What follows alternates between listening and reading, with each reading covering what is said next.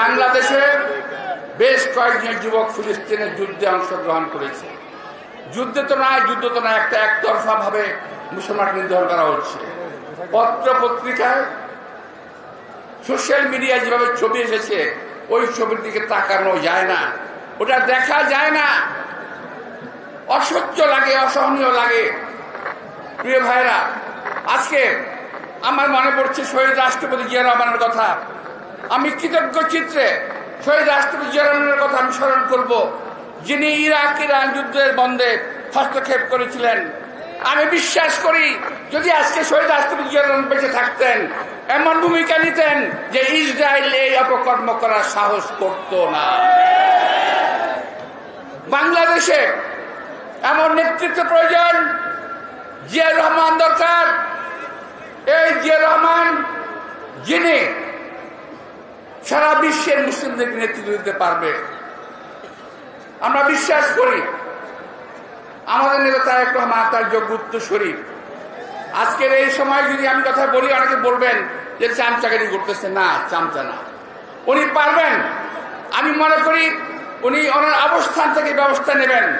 আমি বিশ্বাস করি সারা বিশ্বের, সারা বাংলাদেশের মানুষ আজকে আমার নেতার পিছনে থাকবেন, আমরাও তার পিছনে থাকব।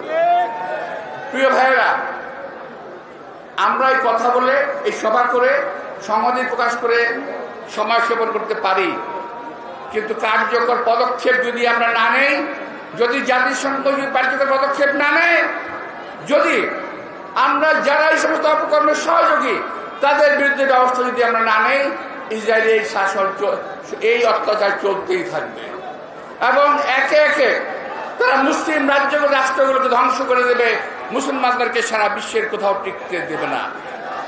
আমরা এটাও খেয়াল করেছি, শুধু ইসরায়েলে নয়, আমাদের প্রতিবেশী দেশেও মুসলমানদের উপর অত্যাচার হচ্ছে। আমরা সেটার প্রতিবাদ করি না, আমার রাষ্ট্র প্রতিবাদ করে না, আমরা প্রতিবাদ করি না। আমরা এটার প্রতিবাদ করতে চাই সারা বিশ্বের মুসলমানদের। যেখানে মুসলমানদের অত্যাচার হবে, ইনশাল্লাহ আমরা তার বিরুদ্ধে প্রতিবাদ করব, ইনশাল্লাহ প্রতিরোধ করার চেষ্টা করব। প্রিয় ভাইয়েরা, পরিশেষে আল্লাহ তাআলার কাছে কামনা করবো, হে আল্লাহ, তুই আমাদের শক্তি দাও যাতে আমরা ইসরায়েলি বাহিনীর বিরুদ্ধে, এই ইহুদি বাহিনীর বিরুদ্ধে আমরা রুখে দাঁড়াতে পারি। হে আল্লাহ, তুমি শক্তি আমাদের দাও। আপনাদের সবাইকে আন্তরিক শুভেচ্ছা এবং ধন্যবাদ জানিয়ে, সবাই কষ্ট করে অংশগ্রহণ করেছেন, ধন্যবাদ জানিয়ে বক্তব্য শেষ করছি। আল্লাহ হাফেজ। বাংলাদেশ জিন্দাবাদ।